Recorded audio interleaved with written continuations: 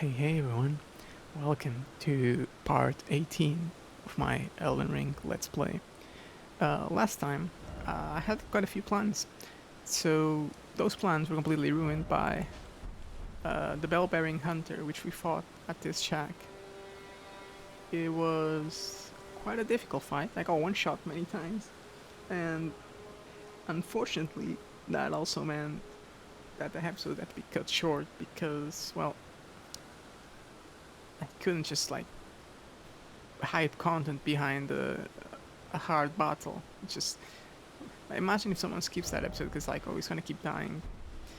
Um, so yeah, didn't think it would make much sense. Anyway, we've met Bernal. I know he sells quite a few ashes. I will buy them. I should probably buy them, in fact. Here to learn a battle. Although, to be fair, I don't really see myself using any of these, to be completely honest. I mean, if they can't even be used on... okay, so this one, sure, use one sword size, small and medium swords, except... okay, use one all melee armaments... Okay, maybe a few of these are fine. Well, until we meet again. Until we meet again. Yeah, I'll buy them in a bit. So, seeing as I didn't learn anything from last episode when it comes to fighting bosses that I find difficult, we're gonna do that again today. But first, I want to appreciate a bit of the atmosphere in this forest because it's really, really cool. I'm gonna do that. I'm gonna slowly make my way through it. There's more fall. Don't ask me why there's wolves falling from the sky. I don't know. I don't know what's up with that.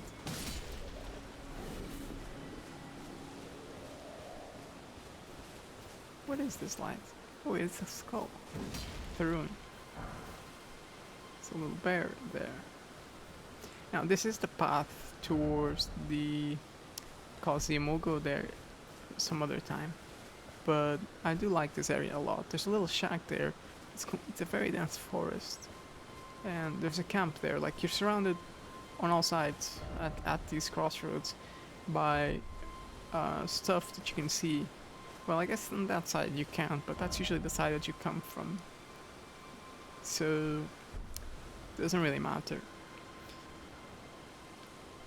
But yeah, I mean, I just like this area. I like, especially in the windy weather, which is constant, because it's the wind, the storm hill, whatever. Yeah, it's storm hill. Yeah. But yeah, I mean, I just love being here. Find that to be very cool. However, we're not gonna stay here for too long because we have something to do, and especially since it's nighttime.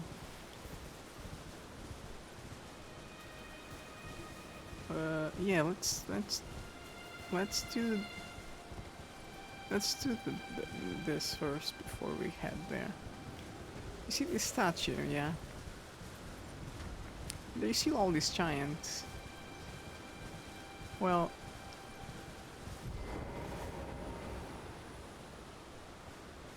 if that giant would deem us worthy, I'd appreciate it if he followed us. If you don't mind, thank you. You see, this statue is already half cracked.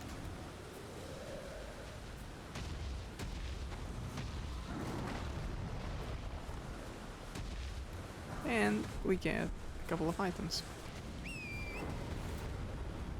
And now we're just gonna slowly make our way to this giant. We're actually gonna kill it. Am I?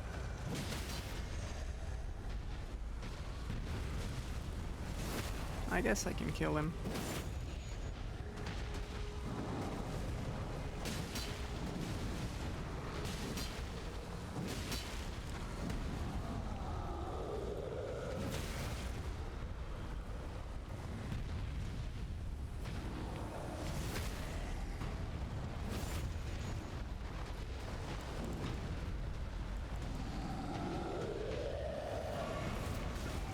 Oh dear.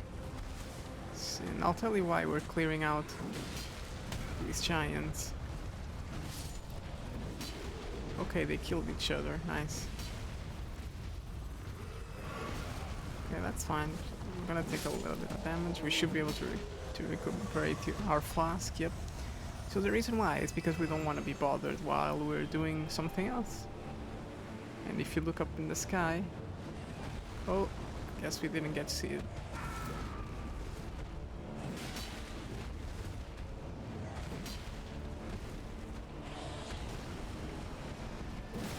Ooh, that was good. Okay, do not fight that. Locked in.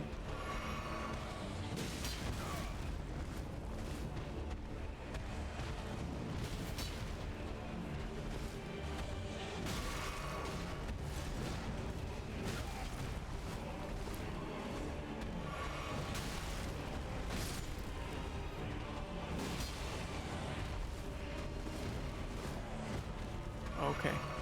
Okay. Oh, he's a lot stronger than I remembered.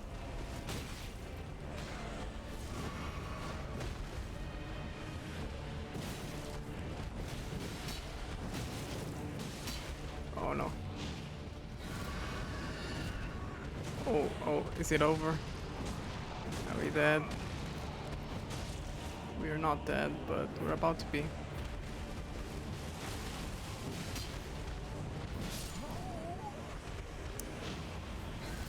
Yeah.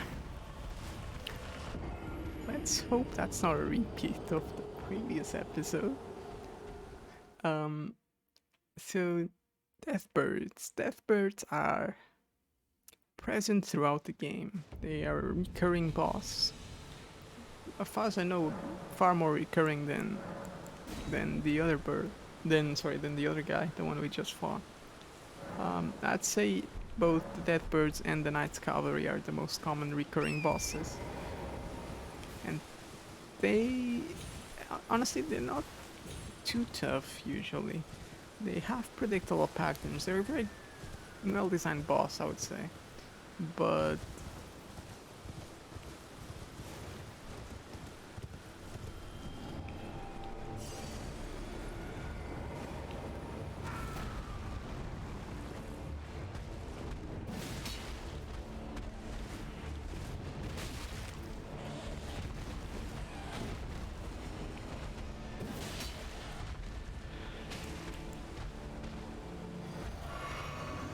come on, fella.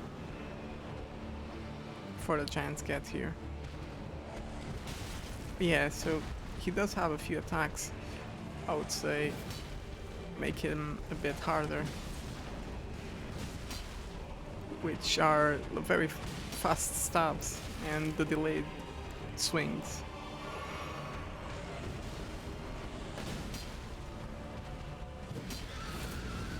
Oh.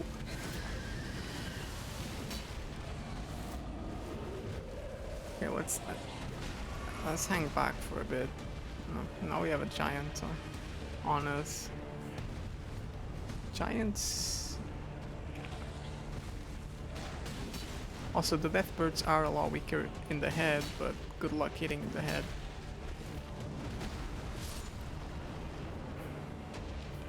Where did it go?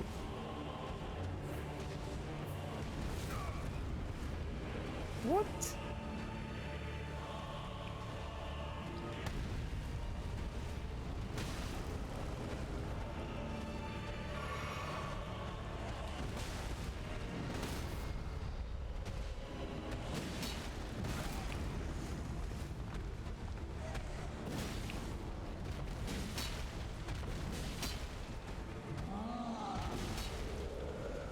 Come on, there we go.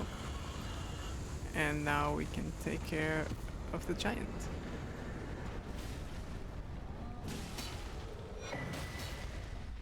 I believe that talisman might be helpful for us. Let me check if it does what I think it does. Raises defense when HP is low. Okay. Talisman adorned with blue feathers, once used in ancient death rituals. Raises defense when HP is low. The heart sings when one draws close to death, and thus does one cling so tenaciously to life, to render up a death worth offering. It's actually good. In previous games, talismans like that, or amulets or rings, usually in Dark Souls. Yeah, that's kind of fun. In Dark Souls, you wore rings. In Elden Ring, you use talismans. In previous games, rings that did this exact same effect were not really very worthwhile. But from my personal experience, there are a lot of situations you get saved from using this amulet. Now, I'm always gonna say, equip amulets that give you like damage. For the most part, that's the general rule. But considering we don't really have any other alternatives, we can just use this. Anyway, we got the statue. We got this. Let's go. Let's head back. What do I want to do with 8,000 souls? I probably want to buy all the Ashes of War, Here to learn. just in case. So I'm gonna buy this one. This one. Okay, that's cost weapons and gin blades accepted. This one. Sure.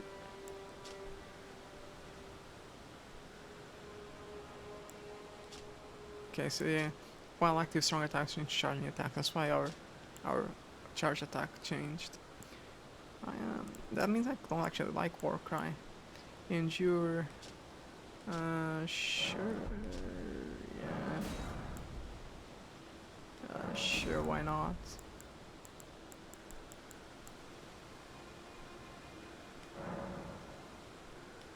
Yeah, okay, there you go. Well, until we meet again. Until we meet again. We have 3,000 souls, that's not enough to level up, I don't think. It is not. Could be enough to upgrade our weapon back at the round table hold, but we'll do that later. Let's head towards the Colosseum. And just so you can see, I'm gonna turn on my lantern. Okay, we're gonna have walls falling from the sky again.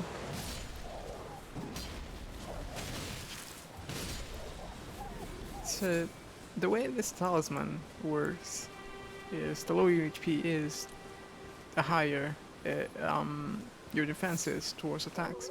Now, there are a lot of situations in Elden Ring where you're faced with like a barrage of small attacks. And, well, when you get one shot from half HP to none,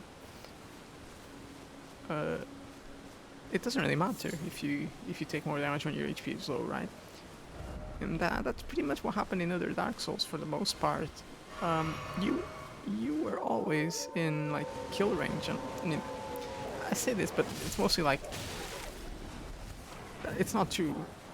I'm talking about just purely from a very biased, very biased point of view. Because I assume there is, I just don't remember it. So I'm saying that's how it worked, but I'm very certain it shouldn't be. But what I'm trying to say is, in Elden Ring, I notice a lot of situations where I actually thank myself for having this item or this amulet equipped. And we're about to reach the Colosseum. First time I came here, there was no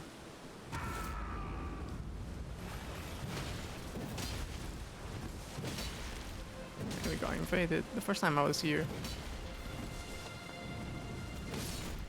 Ooh, that was close.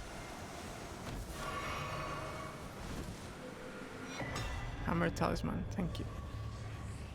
What does that do? Enhances stamina, reducing attacks against blockers. Oh, okay, so that mean shields shield people get broken with one charge attack. Competitive multiplayer. Small red effigy and duelist furled finger. Yeah, so as I was trying to say, the first time I played this game, there was no Coliseum mode. So you came here to this Coliseum and you couldn't do anything. It didn't actually represent anything to you.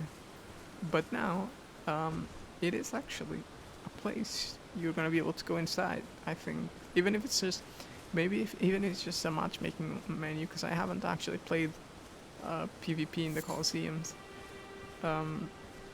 They actually serve a purpose now in the world. It's like they're actually a thing.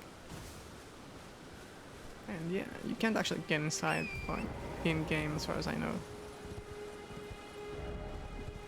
And yeah, there's gonna be a lot of messages of people saying, okay, you can do this and that.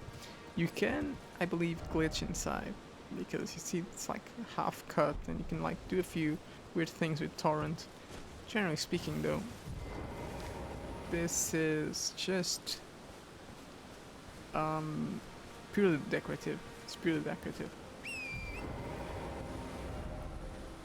Anyway, we're 16 minutes in. We've killed the bird, killed that. I think we can actually do one more thing. We'll go back to the War Master's shack. Oh, that loading screen is very cool. We'll see those people eventually.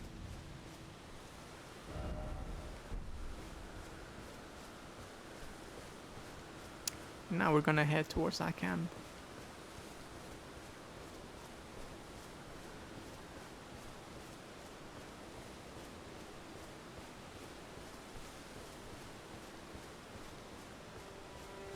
Okay, we got a guy there, and there, and there. Fair enough. I think we can afford to go up here and simply kick down the door, go in, rush in, kill everyone. No questions asked.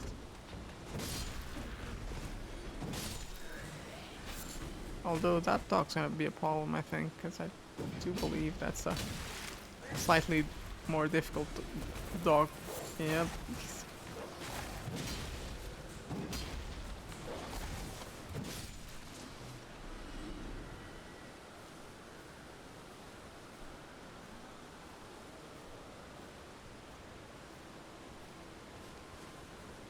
And right here. And up there is an item we're gonna go get. But right here is the camp.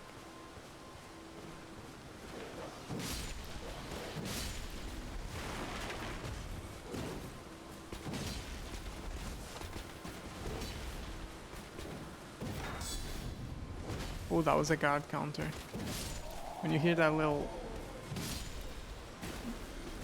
noise, that means they got a guard counter.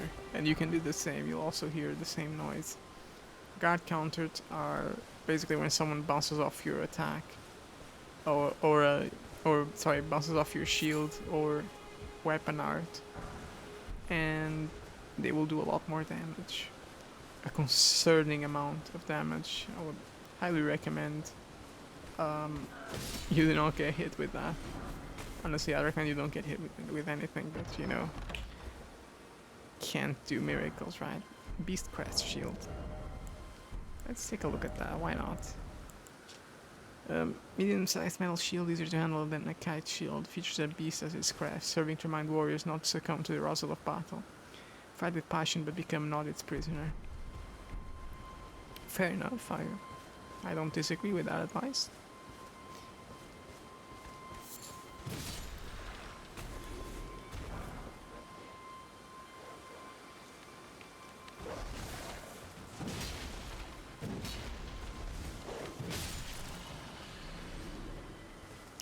Now, we want to get up there, and we also want to get up there.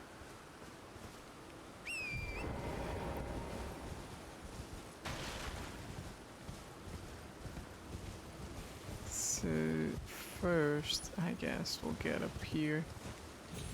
Can I get up there like this? Oh, well, I feel okay. I'm just gonna go all the way on top of this cliff.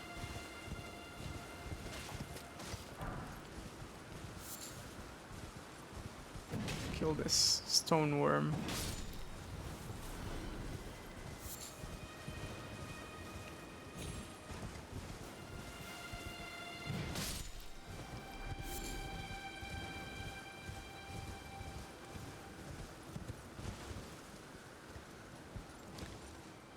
Here, get this item. I don't think it's anything important. Yep, just the lance. The lance is a good item, a good weapon. So in PvP, people usually get 2 lances, and they put one in each hand. They're very strong. They're one of like the meta builds in PvP. As far as I know, they're not like fixing them. It's still like a thing. So I don't want to encourage you to. Oh my god! Please.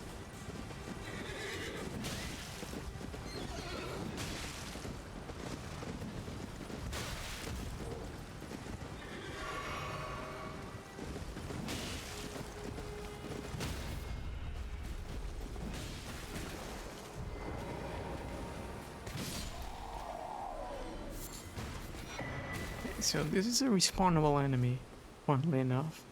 But it's a respawnable enemy that drops you an Ash of War. Inventory, right? Gotta go to Ashes of War. A golden bow skill passed down from antiquity among the knights of the capital, raised armament aloft and pledged to honor the archery in battle, granting self and nearby allies increased attack power and defense. I might actually use this one instead of the other one because this one doesn't change my attacks. One of the ancient archery incantations creates a supple tail that sweeps through foes before the caster.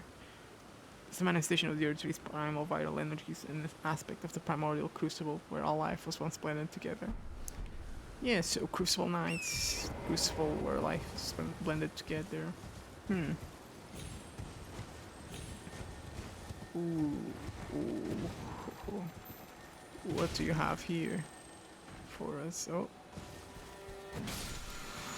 Somber Smithing Stone, cool. Oh, by the way, if you want to farm a lot of smoldering butterflies, this is where you do it. I don't think you can buy smoldering butterflies, but assuming you can't, this is where you're gonna be getting them.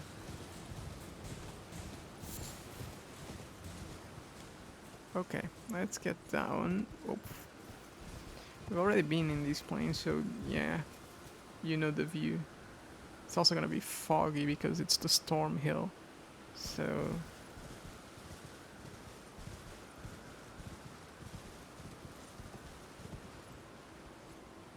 not really anything in particular that I find worth exploring. Actually, there is something.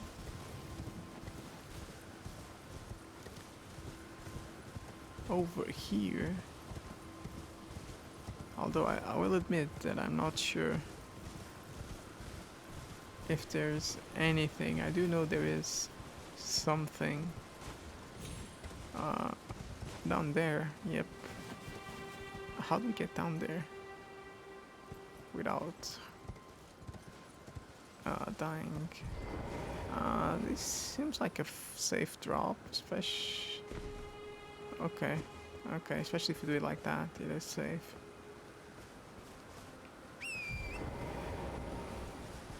Actually, I don't wanna. So, this is a graveyard for those golems.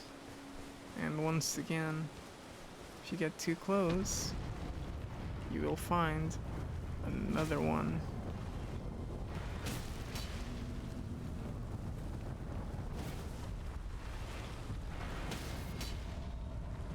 Okay. I mean, honestly, at this point we don't really have to hit the torso.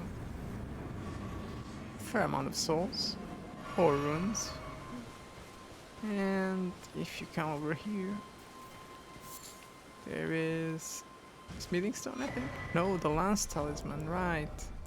What does that do? It has his attack on horseback. I could see that being useful against Knight's Cavalry and some other bosses. But I don't know. I don't know.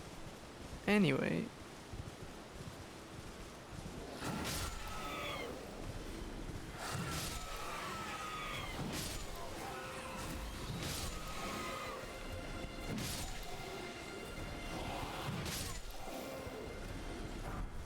Oh, got a falcon.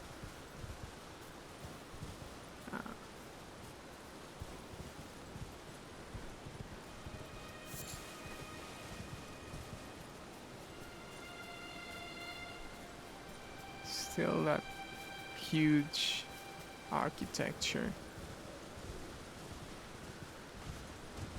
And if you come over here,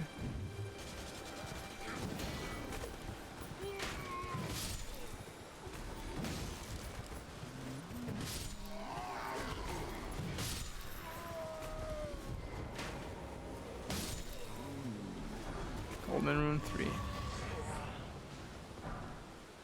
Don't think that's the most useful thing we could find. Oh. Over there though. Now that's useful. And it's very useful. That is something we want to see right now. Or do we? Okay, well actually we're already over here, so you know what? I will keep you waiting. Because the ones that know about it, you know who I'm talking about, but I'll keep the others waiting in surprise. Unthinkable. Our hallowed resting place is violated. To refuse your tree's call to return, to live within that. Sickening. I wonder what it is. Now, we beat the Deathbird, we beat the Bell-bearing Hunter. I think we're strong enough to tackle most bosses that I am aware of. I'm gonna go replace my Ash of War with this one. I'm gonna make it standard. I could make it holy, but I'm gonna make it standard. I'm gonna level up. I think 25 is a good number for strength.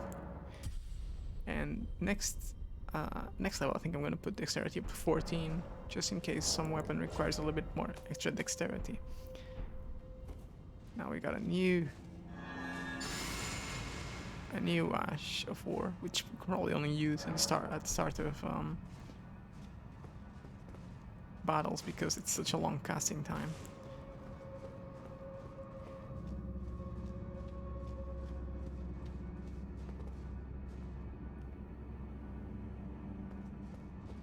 Nothing enough ground here. Root resin, okay.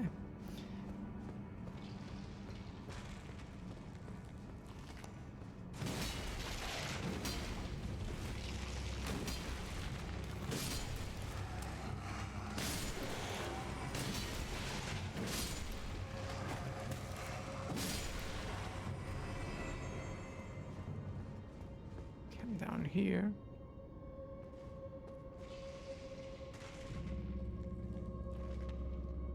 You're gonna come to us. Oh, watch out, because skeletons have quite the long jump.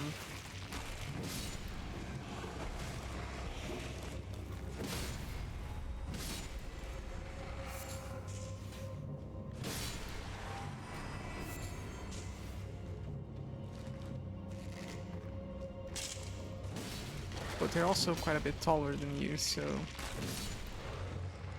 it's gonna be very easy to have them miss some attacks. So we have two paths. Now you have to forgive me that I don't remember these catacombs too well. Okay, it's good.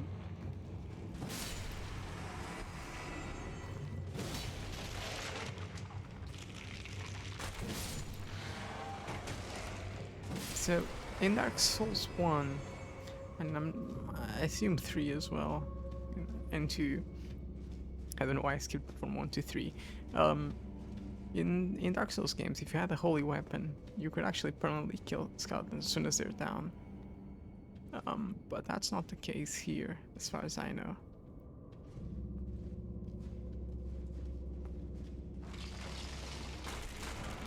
Get all these ghost glow words.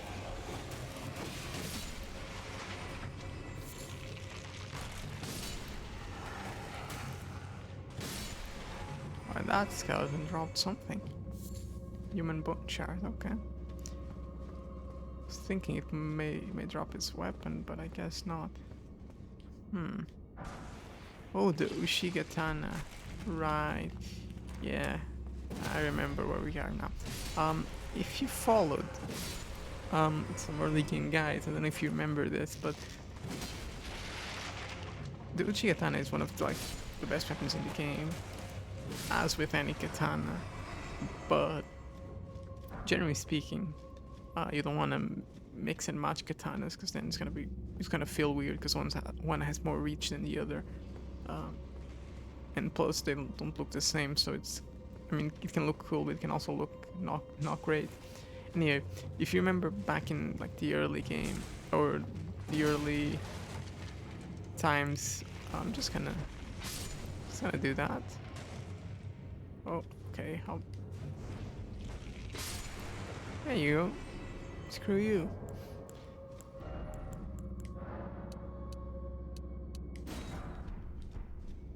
Anyway, as I was saying, in the early times after the game was released, people were, going, okay, use bleed builds, use two katanas, and do this, do that, do whatever.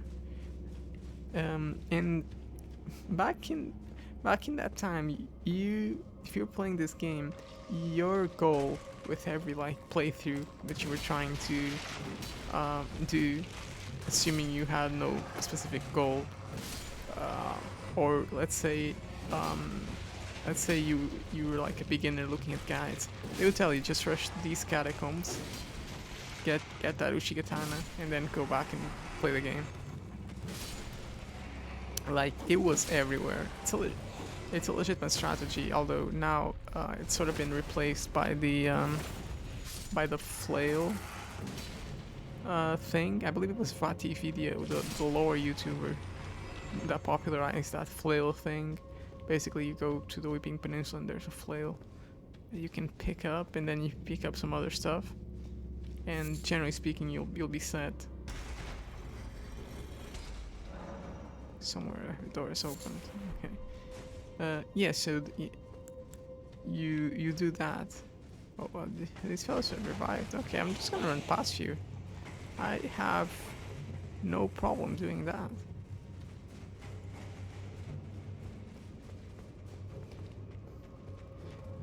Yeah. So the flail is like the default. Beginners, go get that. Hopefully, you'll do better than how you were doing before.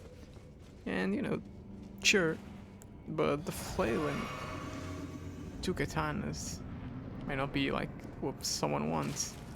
Oh, huh.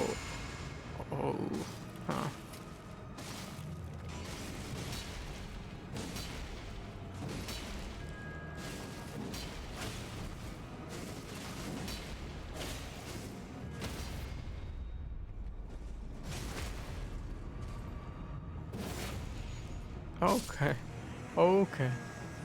Not too bad. Assassin's Crimson Dagger. Let's read that. Critical hits restore HP. Assassin's Dagger, Misshapen, and Standing Crimson crystal hits restore HP. This charm is modeled after the darkly gleaming blades used in the Night of the Black Knights, those which gave the demigods their first taste of death. Keep that in mind. First taste of death, the demigods, and the Night of Black Knives. And we also have some death root that will come in handy eventually. Yeah, the Night of the Black Knives. Very important. if you remember the introductory cutscene, you probably know what this is talking about. But if you don't, that's fine. You have to remember everything. Anyway, yeah, another episode where we just kind of did whatever came to mind. I need to clear up a few of these. We're almost done with Limgrave. I want to do something around here real quick, doesn't take too long, and I want to do this village. That's it. I'm gonna go look if there's anything I may have missed, but if not, we're done. After the next episode, we will be heading towards Stormvale, and it's our first legacy dungeon. It's gonna be cool. We're gonna take it slow because it has some of the best sights in the game, just as with every other legacy dungeon. It is handcrafted. I mean, the whole entire world is probably handcrafted, but it is a more refined version of the open world with sites that are purposefully done and directed specifically for you to like look at things a specific way, and that's great. I mean, in my opinion, that's super cool. So yeah, I hope you enjoyed this episode, and I will catch you in the next one. Bye bye.